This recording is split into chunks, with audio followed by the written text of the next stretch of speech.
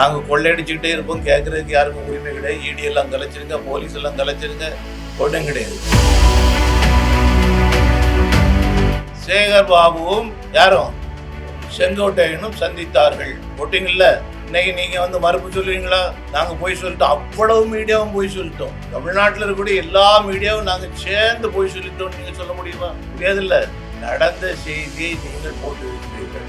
அப்போ பயப்படுறது யாரு? அவர் புயல், இவர் தென்றல். மரியாதைக்குரிய அண்ணன் செங்கோட்டையன் அவர்கள் தன்னுடைய பதவியை ராஜினாமா செய்து முடித்து விட்டு யாரை சந்திச்சாரு? யாரு மறுத்தாரு? என்ன யாரை பார்த்து? நீங்க தானே சார் போட்டீங்க. நீங்க மறுக்கிறீங்களா? நீங்க போய் செய்து போட்டேன்னு நீங்க சொல்றீங்களா? சார் நான் கேட்கறேன், போய் சொல்லுங்க. நாங்கள் பொய்யான செய்தியை போட்டு விட்டோம் அப்படின்னு நீங்க சொல்றீங்களா? நான் ஏற்றுக்கிட்டேன்.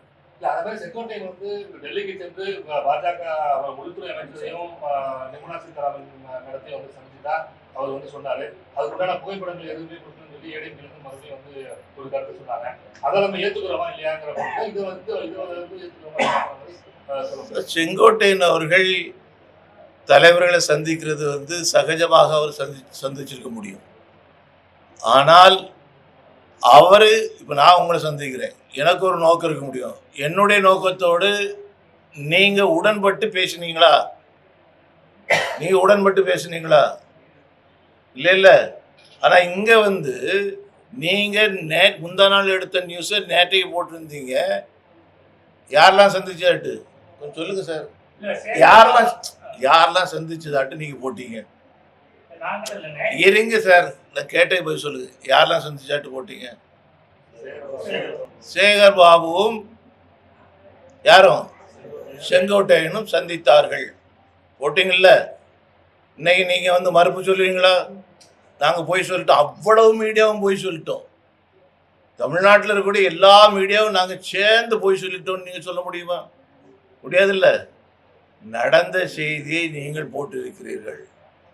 அப்போ பயப்படுறது யாரு? பயப்படுறது திமுக. 26 தேர்தலில் ஜென்சி ஓட்டுகள் வந்து மேஜர் ஃபேக்டரா டிசைட் ஆகுங்கிறாங்க ஒரு தகவல் வந்து சொல்றாங்க. எதுங்க? ஜென்சி ஓட்டுகள் புதிய வாக்காளர் அப்படிங்கும்போது அது வந்து விஜய்க்கு தான் போகிறதுக்கான வாய்ப்பு இருக்கு, மற்ற கட்சிகளுக்கு வாய்ப்பு இல்லை அப்படிங்கிறாங்க ஒரு கருத்து சொன்னாங்க. இந்த மாதிரி ஒரு தலையெழுத்தை நீங்க அவங்க தலையில் எழுதி பார்க்க கூடாது. அவங்க ஒரு முடிவு எடுத்துருக்கிறாங்க. எல்லாம் விவரம் தெரிஞ்சவங்க தான். அதுக்கு மேல நான் சொல்றது வந்து சரி இருக்காது. திமுகவை வீழ்த்த வேண்டும் என்றால் எதிரணியில் உள்ளவங்க எல்லாம் ஒரு நிலையத்தில் பாஜக சொல்லணும், தமிழக வெற்றி கழகத்துக்குலாம் அழைப்பு விடுக்கணும். மீண்டும் வந்து அதோட நம்பிக்கை இருக்குங்களா? மறுபடியும் கூட்டணி எல்லாம் வருவாங்க சார். தமிழ்நாடு நன்றாக இருக்க வேண்டும் என்று யாரெல்லாம் விரும்புகின்றீர்களோ அவர்கள் அத்தனை பேரும் தமிழகத்தினுடைய நன்மை கருதி, எதிர்காலம் கருதி திராவிட முன்னேற்ற கழகத்தினுடைய அரசாங்கத்தை தோற்கடிப்பதற்கு தயாராக வந்தாக வேண்டும். அப்படி இல்லைன்னு சொன்னாச்சுன்னா ஏதோ உள்நோக்கம் இருக்குன்னு சொல்லிட்டு நாம கருத முடியும். அண்ணாமலை மாநில தலைவராக இருந்த வரைக்கும் பாஜக வந்து மிகவும் எழுச்சியோடவும் ஒரு பயங்கரமான முன்னெடுப்போடு போயிட்டு இருக்குது அப்படின்னு வந்து எல்லா மத்தியிலுமே பரவாயில்ல பேச்சு இருக்குது. இப்போ மாநிலத்தில் மாற்றத்துக்கு பிஜேபியோட செயல்பாடு எந்த அளவுக்கு உங்களுக்கு திருப்தி சீனியர் பிஜேபி பர்சன் முறையில் இந்த அளவுக்கு அண்ணாமலை அவர்கள் வேகமாக செயல்பட்டு இருக்காங்களா இல்லையா? செயல்பட்டு இருக்காங்களா இல்லையா? தமிழக பாரதிய ஜனதா கட்சி வேகமாக செயல்படுதா இல்லையா? நான் கேட்கறது அண்ணாமலை அவர்கள் வேகமாக செயல்பட்டு கொண்டிருக்கிறாரா இல்லையா? தலைமை பொறுப்பில் இருந்து மாற்றின பிறகும் தமிழகத்தில் இருக்கக்கூடிய எல்லா நிகழ்ச்சிகளுக்கு வர்றாங்க. அவங்களுடைய கருத்துக்கள் அங்கே வந்து முக்கியத்துவம் கொடுத்து எடுக்கப்படுகிறது. அதை எல்லாரும் தான் பார்க்குறீங்க. அதே போல் பிஜேபியும் மிக வேகமாக செயல்படுது, அதை நீங்க பாக்குறீங்க. வேற என்ன?